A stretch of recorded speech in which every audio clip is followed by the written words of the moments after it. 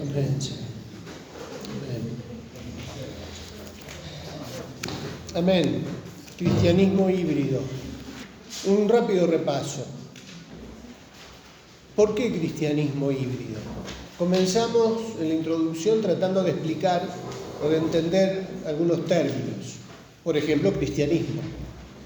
¿Por qué híbrido? ¿Por qué el subtítulo? ¿Antesala de la apostasía o apostasía disimulada? ¿Por qué la palabra apostasía? Estuvimos hablando, dedicamos tiempo a eso, y sabemos que en los últimos tiempos el enemigo va a hacer todo lo posible para diluir el Evangelio, para confundirlo, para distorsionarlo, para hacer que parezca algo de Dios cuando hay cosas que no son de Dios. Y por eso lo de híbrido, las mezclas, las cosas que se agregan a la fe de Jesucristo. Y ahí es donde está el peligro, y ahí es donde queremos enfocarnos para estar alertas, para saber qué es lo que el enemigo está haciendo en estos últimos tiempos, para apartar de la fe, de ahí lo de la apostasía, ¿no? Y cómo se manifiesta sin necesidad de salir de una congregación. O sea, la apostasía se puede comenzar a manifestar como un proceso que comienza dentro de una congregación, pero que está distorsionando la fe, que está tomando cosas que no están en la palabra de Dios. Y un poco la idea es que nos enfoquemos en esta serie en identificar y cómo prepararnos para combatir esta mezcla, esta hibridación que se está dando dentro del cristianismo o dentro de la fe cristiana. La vez pasada tratábamos de diferenciar los ismos o el cristianismo como un ismo, ¿se acuerdan? De lo que es la fe en Jesucristo. El cristianismo no es una filosofía humana más. ¿Se acuerdan que habíamos hablado de eso? No, tiene que ver con algo sobrenatural, con algo espiritual, con algo que no tiene origen humano. Y habíamos, la semana pasada, nos habíamos introducido en algunas filosofías humanas que atentan contra nuestra fe. Hablamos del ateísmo, ¿se acuerdan? El ateísmo, el materialismo. Hablamos del relativismo y comenzamos a enunciar el secularismo. Llegamos a leer la definición inicial. ¿Se acuerdan? El secularismo prioriza el razonamiento humano y excluye la fe religiosa de la vida pública. Presten atención a esta definición porque es lo que los políticos de hoy están utilizando en las redacciones de sus proyectos de ley. El secularismo prioriza el razonamiento humano y excluye la fe religiosa de la vida pública. Promueve la idea de que las creencias religiosas deben ser un asunto privado y no deben influir en la educación, la política ni la cultura. En apariencia promueve la libertad religiosa, pero indirectamente favorece el ateísmo.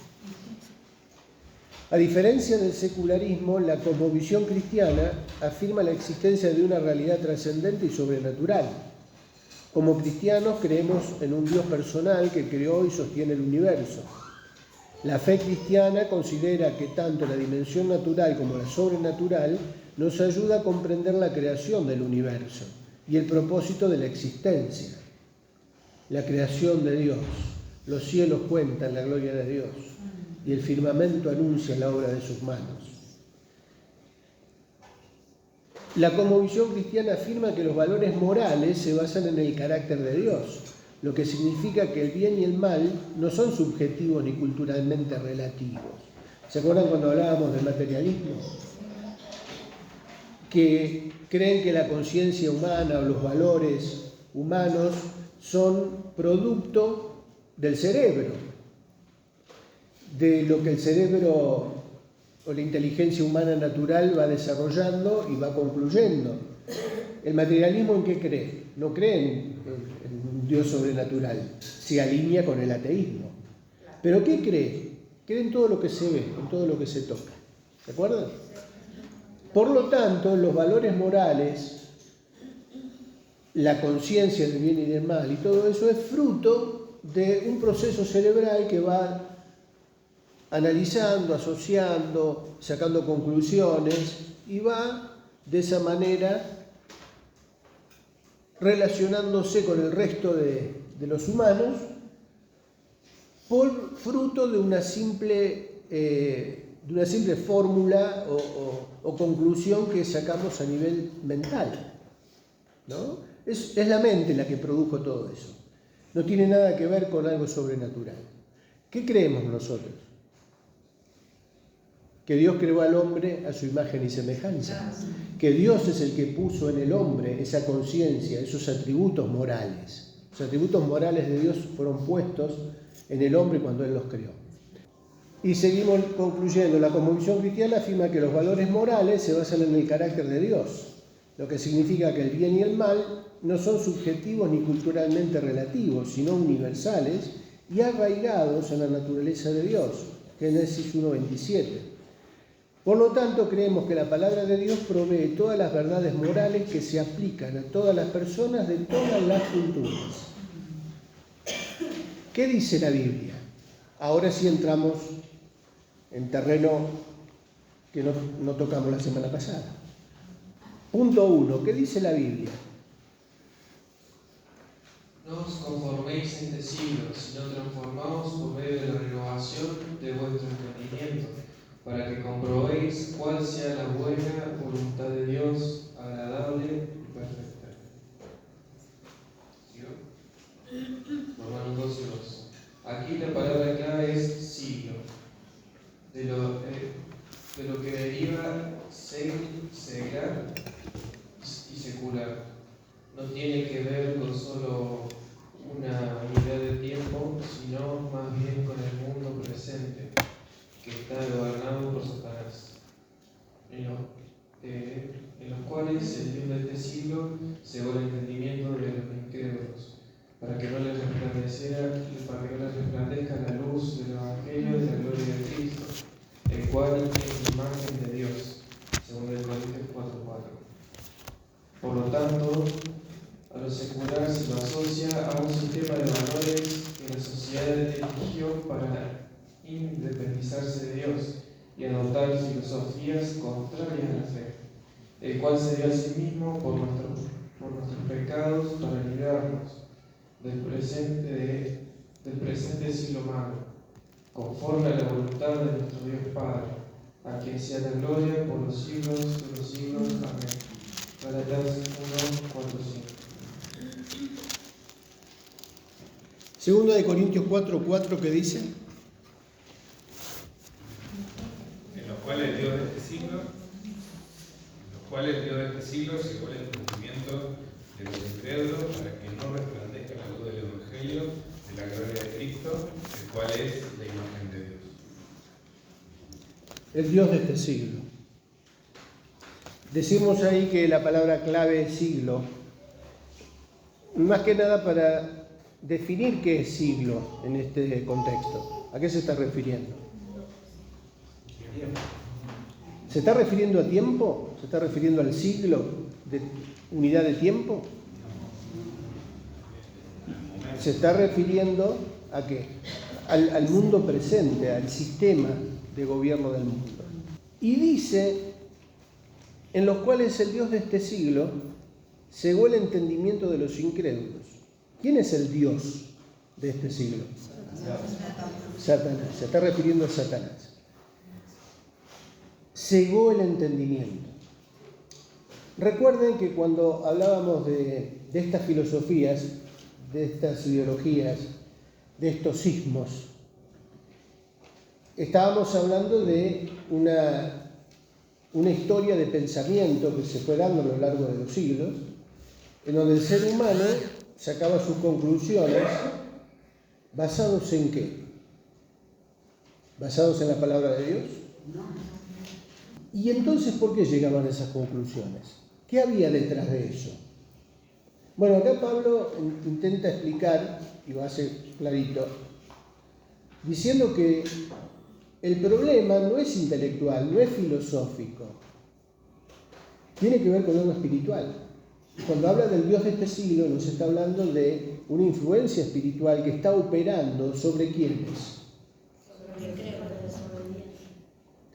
Sobre aquellos que se prestan justamente a ese juego, que en sus corazones no hay ningún interés por obedecer o por someterse a la voluntad de Dios, son guiados, influenciados, dirigidos por el Dios de este siglo, que cegó el entendimiento. ¿Para qué? ¿Con qué propósito? Para que no le resplandezca la luz del Evangelio de Cristo. Es una cuestión espiritual. Por lo tanto, hay que pelearla con armas espirituales, ¿no? Entonces, ¿por qué estudiar tanto? Dirán, ¿por qué conocer tantas filosofías o tantas líneas de pensamiento, tantas corrientes? Porque en la práctica nos vamos a encontrar con ateos, nos vamos a encontrar con un montón de filosofías que inclusive se entremezclan, se mezclan, se hibridizan. Estoy inventando cada término. Se hibridizan, se mezclan. Claro, y se forma una fe híbrida, aún en los incrédulos. Porque los ateos son ateos porque tienen fe en su ateísmo. Hay que tener fe para ser ateo, ¿no? Nos dicen a nosotros que somos locos porque ¿cómo vamos a creer en algo que no se puede comprobar por la ciencia? Pero los ateos en realidad tienen que tener más fe que nosotros para creer en sus propios argumentos. Pero bueno, esa es la realidad. Y claro, nos encontramos viviendo en el Valle de Punilla, como cualquier otro que pueda estar en cualquier parte del mundo, en un contexto donde vamos a encontrarnos con gnósticos. El gnosticismo no lo puse, pero la idea es que tengamos algunos ejemplos para darnos cuenta. Pero los gnósticos son una ensalada de filosofías y de religiones. Todo lo colectivo lo dejan bien a los gnósticos. ¿Sos cristiano? Ven con nosotros. ¿Sos budista? Mejor. No sé. ¿Crees en la Pachamama? Mejor todavía. La frase todos los caminos conducen a Dios les queda bárbaro. Porque no es que dejan de creer en Dios. Sí, ellos creen en Dios, creen en Cristo, pero te arman la religión a tu medida. Claro, uno dice, bueno, eso lo hacen los gnósticos. ¿Lo hacen los gnósticos solamente? Dentro de las iglesias en la actualidad, de ciertas congregaciones, ¿no se arma la religión a la medida también? A esto nos referimos con el cristianismo bíblico, en donde se usan argumentos bíblicos aparentemente cristianos, para mezclar otras doctrinas. Bueno, a eso decíamos que nos vamos a dedicar más adelante, ¿no? En la serie. Y cuando hablamos del presente siglo malo, del mundo presente que está gobernado por Satanás, hablamos de nuestro mundo actual. Acá estamos leyendo un pasaje que fue escrito en el primer siglo. En el siglo XXI también estamos en la misma realidad espiritual. Bueno, decimos que estamos en el Valle de Punilla, cité gnosticismo, pero vamos para el lado de Capilla y ahí tenemos, ¿querés mezcla? Ahí tenés la mezcla que quieras, ¿no? De todos los colores y para todos los gustos. Para el lado de San Marcos, ahí tenemos otro símbolo dentro del pececito. ¿Cuál es? El hipismo. Encima, en San Marcos hay un museo hippie. ¿Lo conocen? Yo como hippie frustrado fui a verlo. No, como artesano. No, una vuelta fui con alguien que quería conocer y llegamos sin querer al Museo Hippie. No sé si alguno lo conoce en San Marcos. Una casita con alguien que armó ahí algo, una historia con el tema del hipismo. ¿Eh? No, hay uno ahí. Y claro, este amigo quería conocer ese museo, a ver qué había. Claro, los de nuestra generación saben más o menos lo que era ese movimiento, en donde también agregaban a Cristo. El hippie era paz y amor, y Jesús era el símbolo principal, ¿no? El referente principal, y todos se dejaban la barba, el pelo largo, en contra de la guerra. Acuérdense de la guerra de Vietnam en ese momento. El movimiento hippie fue una revolución ideológica, y tomaban cosas del cristianismo. Pero también eran los promotores del amor libre. Se armó la cosa a gusto y piacere. Bueno, resulta que este amigo quería entrar al museo hippie y dice, bueno, son 500. ¿500? No, digo yo 500, no me acuerdo si era esa la cifra. Pero era una cifra alta para entrar a un museo hippie. Y claro, yo siempre bocón, ¿no? Vamos. Yo le digo, hippie era lo de antes. ¿Entienden por qué? Hippie era, ¿cuál es la filosofía hippie? Cero capitalismo. No va a pedir plata, no todo gratis. O un trueque, o hacemos canje. O lo que vos quieras, lo que vos sientas en tu corazón. Bueno, digo, ya no existe, ya todo eso se va diluyendo, pero se va entremezclando. Ahora el movimiento hippie renunció a las banderas que tenía y adopta ahora lo que conviene para... ¿Se dan cuenta de lo que son las mezclas? De acuerdo a la conveniencia de cada uno. ¿Por qué me fui para el lado de los... Capilla. Bueno, para el lado del valle de... ¿Entraste o no entraste? No entramos, ¿qué voy a entrar? Y encima se enojó. Encima se ofendió porque no le quería pagar la entrada. Bueno. No, para allá, para el lado de Villa General Belgrano, Santa Rosa de Calamuchita, por la ruta, también tenemos un lugar a donde se dan conferencias sobre omnilogía, así como una onda San Marcos, pero para aquel lado también. Bueno, hay de todo para todos los gustos. Y esto venía a colación de que hoy en día, en el siglo XXI, también tenemos filosofías de todo tipo a las que tenemos que confrontar. Tenemos que dar un mensaje. Por eso la importancia de conocer, al menos lo básico, porque todas las demás que surgieron tienen un origen común o coinciden. Vieron que el ateísmo coincide con el materialismo, con el secularismo, o sea, van acomodándose o tomando cosas las unas de las otras. Y hoy en día tenemos lo mismo en nuestra sociedad y nosotros tenemos un mensaje que dar y que es necesario que ese mensaje se mantenga puro al texto bíblico, sin agregados, sin interferencias, sin mezclas, para poder marcar la diferencia.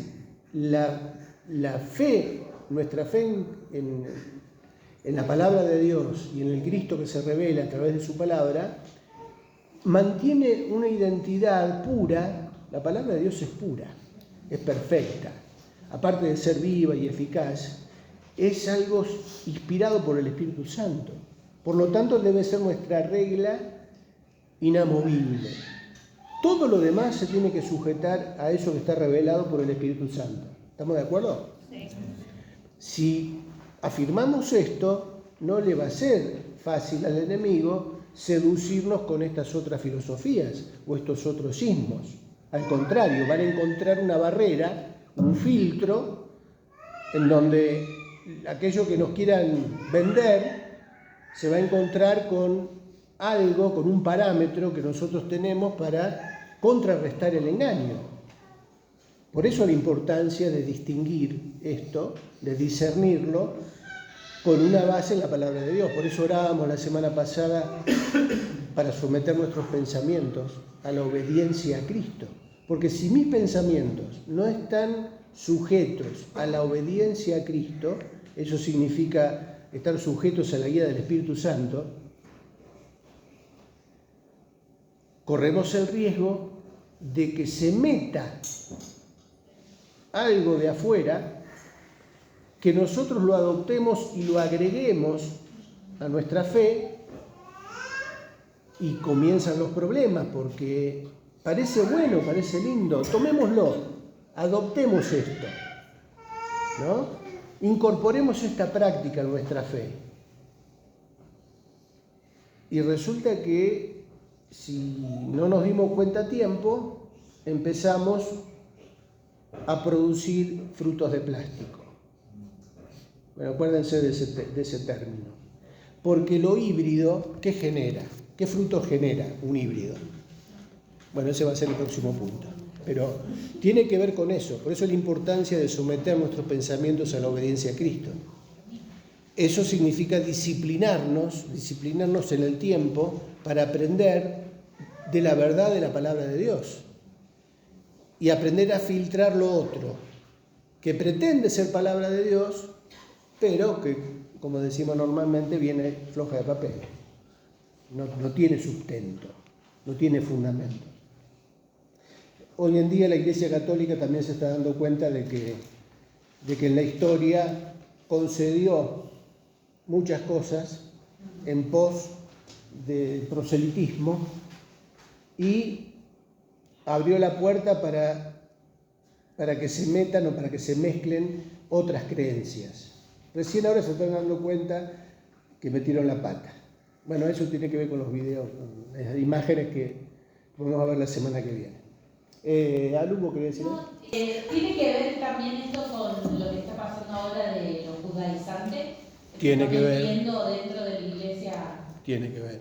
Bueno, yo tengo toda una lista de esos temas cuando lleguemos a ese punto, entre las cuales están los judaizantes. Los judaizantes, el universalismo, bueno, una serie de doctrinas que se están ya adoptando como parte de la fe cristiana cuando no tiene nada que ver con la fe cristiana. El presente siglo malo. El Señor, Gálatas 1, 4 y 5, el cual se dio a sí mismo por nuestros pecados para librarnos del presente siglo malo. Estamos viviendo en un siglo malo, gobernado por Satanás. Por eso hablábamos de todas estas filosofías que no tienen que ver, repito, con algo que quedó en el pasado, en la historia pasada, sino que sigue vigente. Por eso citábamos todo esto de San Marcos y de nuestro entorno. Pero no solo pasa en nuestro entorno acá en la sierra, a nivel nacional, a nivel continental, a nivel global. Nadie puede escapar de este presente siglo malo porque es lo que gobierna Satanás. Pero me van a decir, Triqui, Dios no es el soberano, no es el Dios que controla todas las cosas. Sí, es cierto. Y no es que la iglesia está en el mundo para ser luz y por supuesto, a eso nos tenemos que dedicar, a alumbrar en medio de las tinieblas. Por eso la importancia de distinguir las tinieblas o ver cómo se maneja el mundo de las tinieblas gobernado por Satanás, para entender que las personas que están engañadas por él están con un velo, están enceguecidas. No hay que desechar, no hay que discriminar, no hay que decir a este no le predico el evangelio porque ya está perdido. Cuidado con eso, porque justamente estamos para que las personas que están en tinieblas salgan de ahí y vean la luz. Yo no puedo decir, no me voy a acercar a un hippie para predicarle el evangelio porque ya está perdido, ya está en el fuego.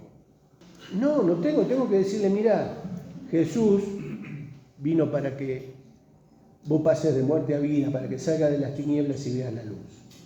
Y muchos salieron de ahí. Y quizás algunos de los que están acá salieron de ese mundo, ¿o no? Del mundo de las tinieblas. ¿No hemos salido del mundo de las tinieblas? ¿No estábamos con un velo? Tuvo que venir alguien que nos hable de la palabra de Dios para salir de ahí. Bueno, esa es la idea de este curso, o de que nos preparemos para esto. Consejo práctico. Estamos hablando del secularismo.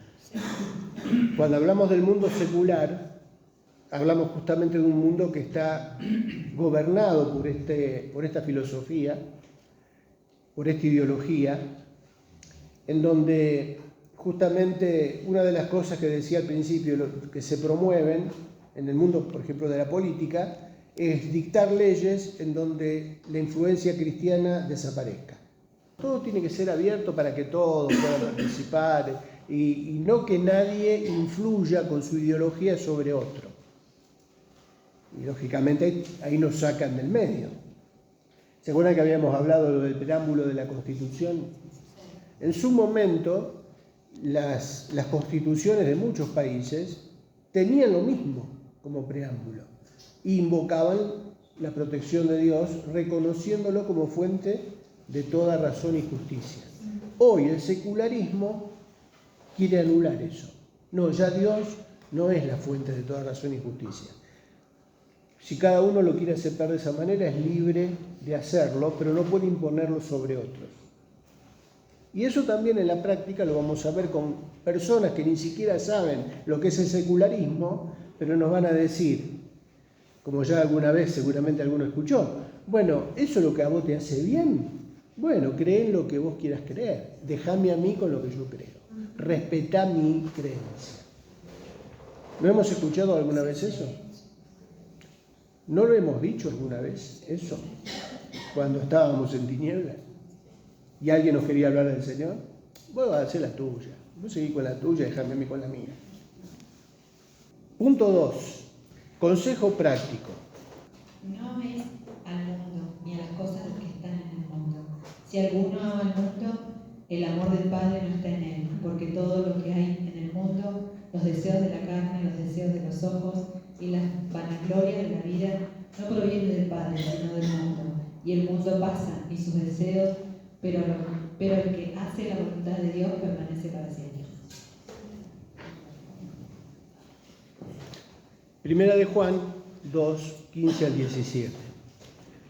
No améis al mundo ni las cosas que están en el mundo. ¿Por qué? Porque si alguno ama al mundo, ama al mundo. No está amando al Padre, no está amando a Dios, está amando al mundo. Todo lo que hay en el mundo, los deseos de la carne, los deseos de los ojos, la vanagloria de la vida, no proviene del Padre, sino del mundo, y el mundo pasa. Pasa con sus deseos, pasa con todo lo que tiene el mundo. Las cosas del mundo pueden influir o influenciar sobre nuestra fe. Los deseos del mundo, las cosas que el mundo ofrece, sus seducciones, sus ofertas, sus planes, que aparentemente son lícitos, o sea, no es que son cosas que nos pretenden seducir con algo negativo, aparentemente, ¿no? Porque dicen, no, está bueno. La prosperidad, otra de las doctrinas, ¿no? La prosperidad. Parece que, bueno, que no tiene nada de malo. Pero ¿qué hay detrás de todo eso? También podemos incluir comunismo, que ya lo hablamos también, al consumismo.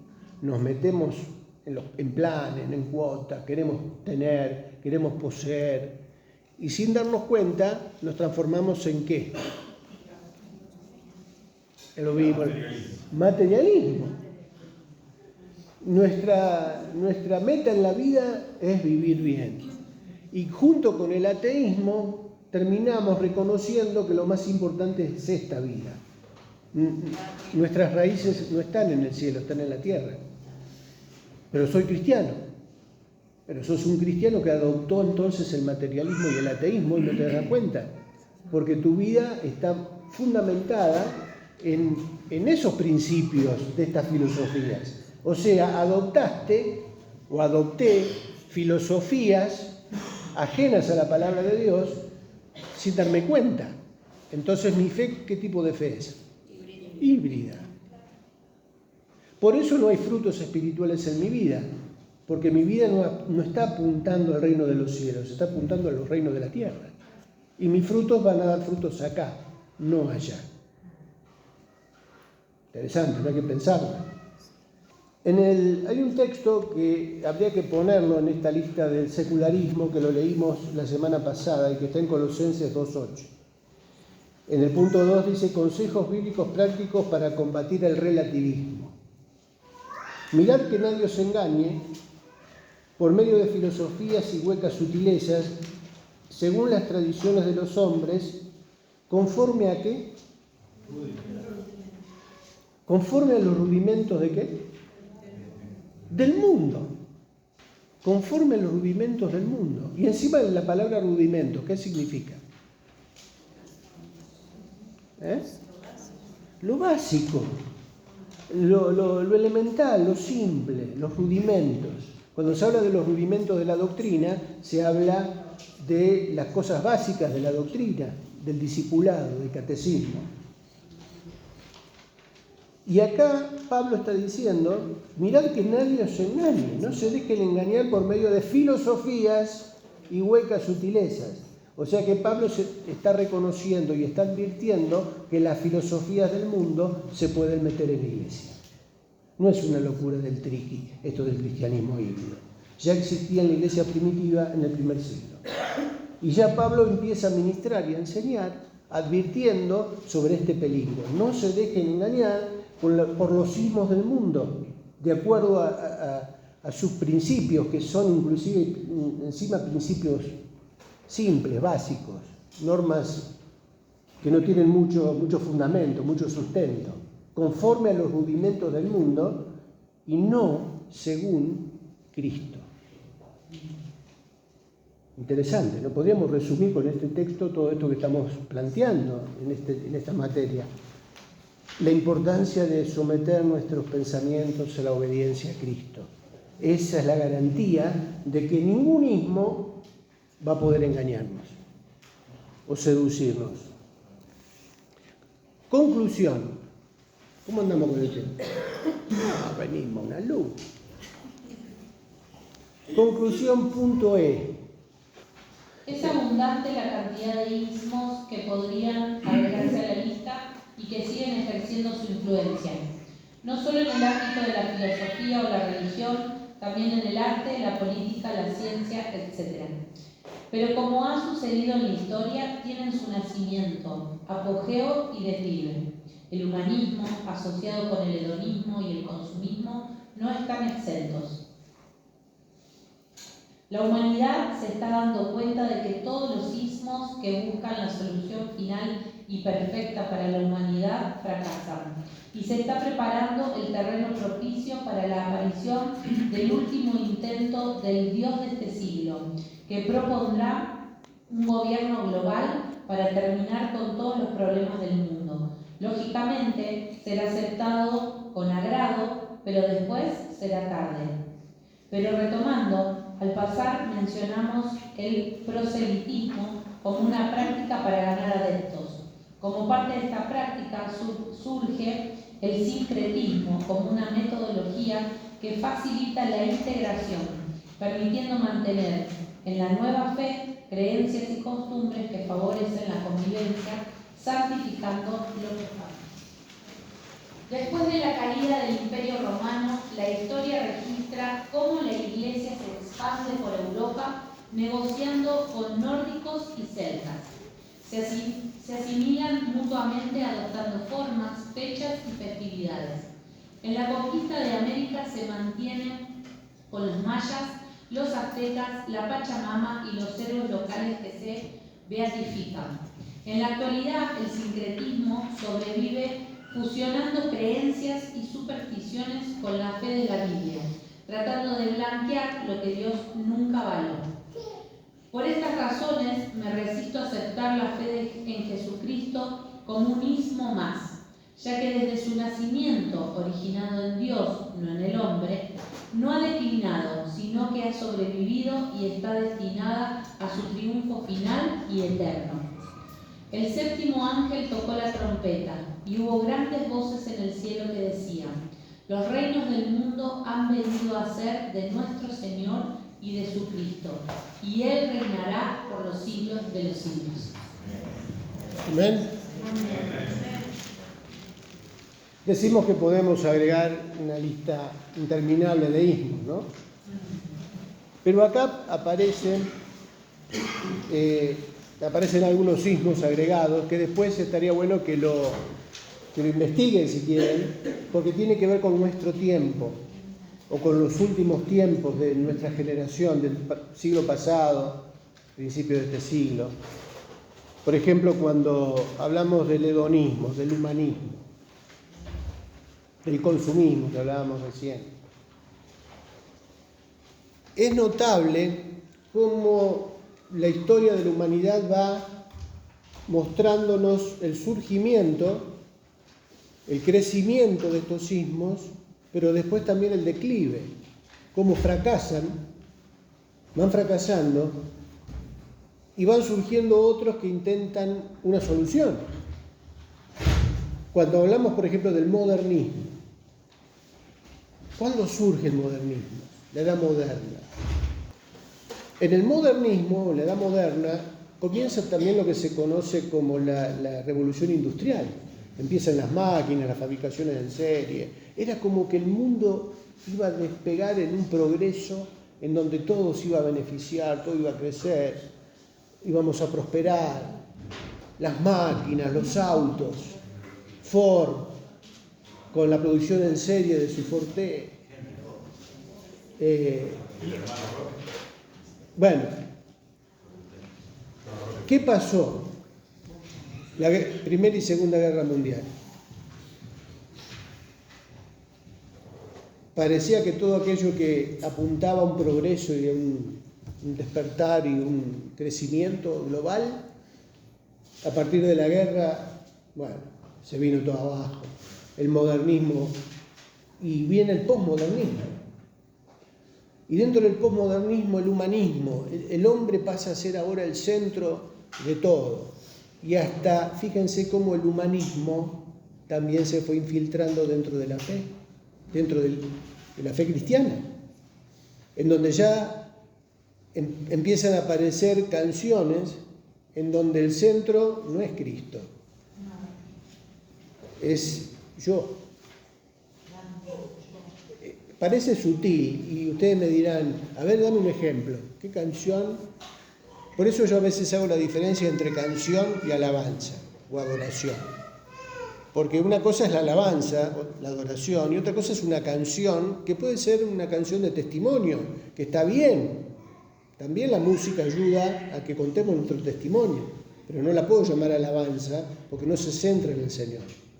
Y eso también tiene cierta influencia de estas filosofías humanistas, como también no solo canciones, sino doctrinas. Pero el humanismo, el humanismo en su momento, en el siglo pasado, llegó a un punto en donde se dio cuenta que el hombre no puede solucionar por sí mismo sus problemas. Y empezó el declive del humanismo. Fracasó el humanismo. ¿Y qué comienza? El poshumanismo. Estamos en el poshumanismo. Pero ¿qué es lo que va a venir ahora? Lo que está surgiendo ahora, como ideología, es el invitar a que venga alguien a solucionar los problemas que el hombre no pudo solucionar. Y esto tiene que ver con algo profético. Hay gobernantes del mundo que están pidiendo a un líder que traiga la solución a los problemas del mundo, que surja un gobierno central. ¿De qué estamos hablando? Por eso uno espera que sea el último tiempo en serio. Decía que ahí tiene como fuente también la evolución de todo este proceso del globalismo, porque es necesario que el mundo se convierta en como decía Francisco, en una aldea global, ¿no? Y todos han cooperado para ese humanismo, confluencias ideológicas en todo sentido, economía, política, la religión y toca toda la esfera de la vida social. Sí, seguro. Fíjense cómo siguen apareciendo ismos. Mencionaste el globalismo, el ecumenismo, que se refiere a metodologías, ¿no? A formas de aplicar ciertas ideologías. Y bueno, tiene que ver, sí, con todo eso. Todo se va relacionando, todo va apuntando a una consumación profética. Y nosotros tenemos respuesta para esto que está sucediendo, porque ya está escrito, lo tenemos en la palabra de Dios. Entonces, si alguien viene a buscar respuestas, ¿ustedes qué piensan de lo que está pasando en el mundo? ¿Tenemos respuestas para dar? Claro que sí, tenemos que conocerlas, tenemos que aprenderlas. Pero todo esto que estamos hablando lo podemos explicar de una manera más sencilla, quizás decirle a la gente, mira, todo esto que vino pasando a lo largo de la historia, ya Dios lo venía anunciando en su palabra, pero esto va a tener un final. Hay un final y se nos abre la puerta para predicar el Evangelio. Hay una solución para el ser humano que no pasa por ninguna filosofía humana, por ningún mismo humano. Pasa por la fe en Jesucristo. Y decíamos también que aparecen ahí en el resumen el humanismo asociado con el hedonismo. ¿Qué significa hedonismo? Bueno, sí, apunta al placer. O sea que todo, en síntesis, todo lo que causa placer es bueno y todo lo que produce dolor es malo. Entonces el hedonismo apunta a buscar todo lo que al ser humano le produzca placer.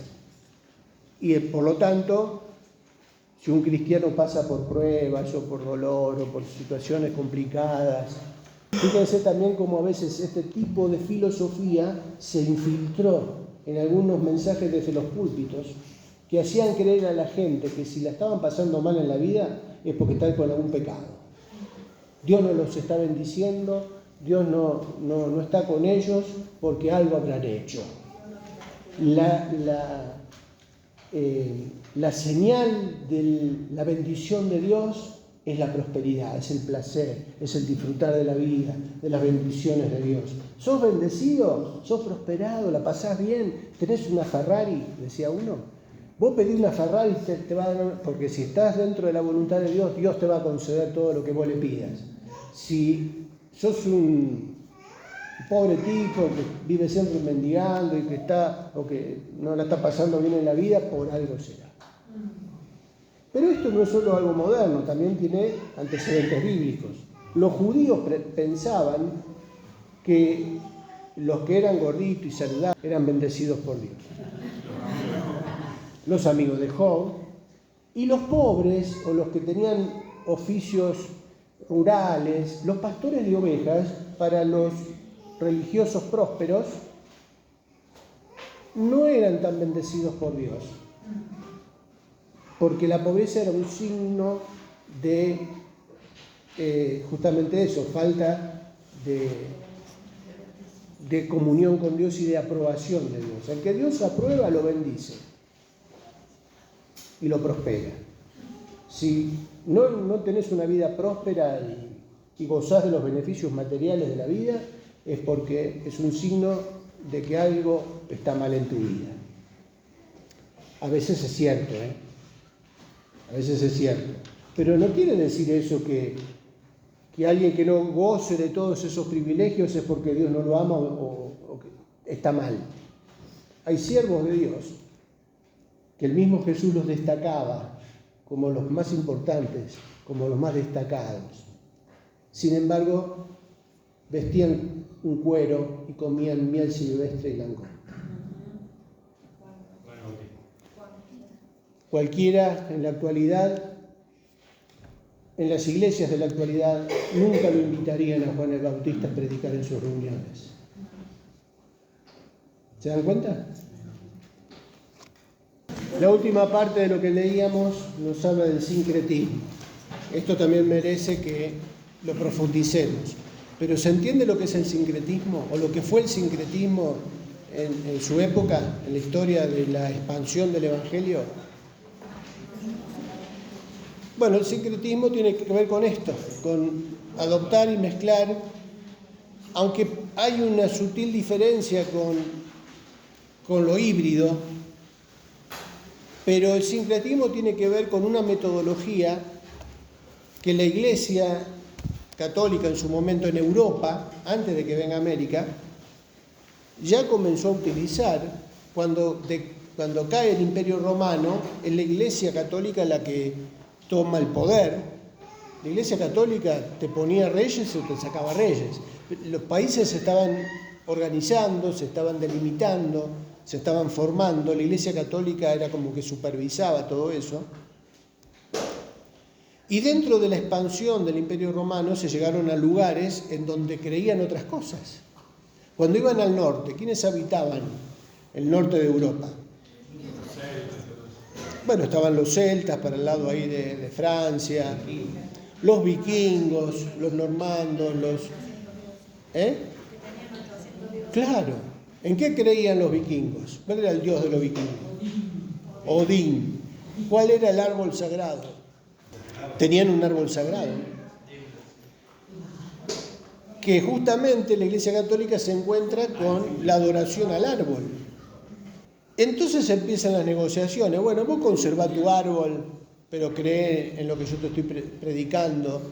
Y se empezaron a aceptar y a combinar cosas que después dieron orígenes con fechas, porque coincidían con los solsticios.